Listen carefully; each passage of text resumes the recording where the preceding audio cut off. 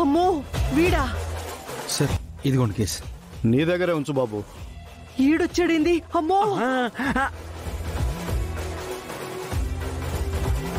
బావగారు, ఆ రంగారావు వచ్చిన కారులో వీడు దిగినాడింది. వీడంటే ఎవడమ్మా? ఇంకెవడు? ఆ వెంకి కాడు.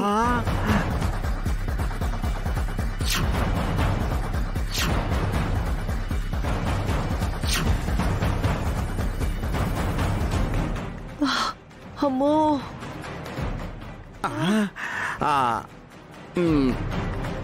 అఖిలమ్మ, వాడికి మన ప్లాన్ తెలిసిపోయిందనుకుంటా. లేకపోతే వాళ్లతో కలిసి నేరుగా ఇక్కడికి ఎందుకు వస్తాడు?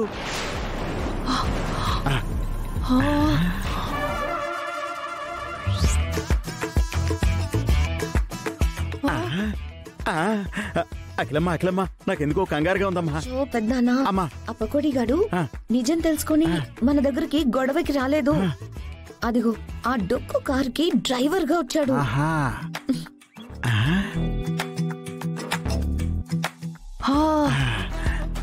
కరెక్టే అమ్మి. ఆ బైక్ రేసింగ్ ముందు ఏదో కార్ రిపేర్ చేసి చిల్లర సంపాదించినాడని విన్నాను. ఓహో, ఆ కారే ఈ కారు అన్నమాట. అంతా మన కర్మకిలమ్మా. ఇంత సీక్రెట్ గా ఏర్పాట్లు చేసుకుంటే ఈ వింటేజ్ రంగారావు గారికి రిపేర్ చేయడానికి వీడే దొరకాలా? చూస్తే ఇంత పెద్ద గెస్ట్ హౌస్, మీరేమో నిశ్చితార్థం అన్నారు.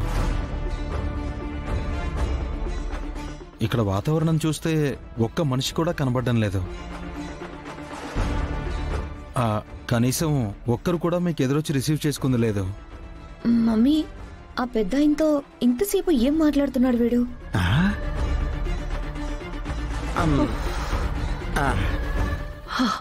ఆ రంగారావు అసలే పురాతన మనిషి. మనం వెళ్లి రిసీవ్ చేసుకోకపోతే ఏం ఫీల్ అవుతాడో ఏందో. ఎట్టా మమ్మీ, పని వాళ్ళని వెళ్ళి రిసీవ్ చేసుకోమని చెప్దాం మమ్మీ.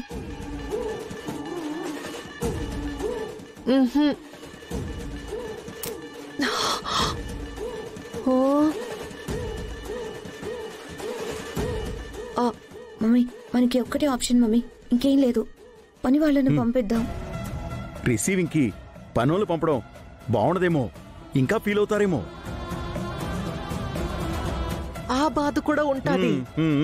మరి దీని నుంచి ఎట్ట బయటపడ్డాం?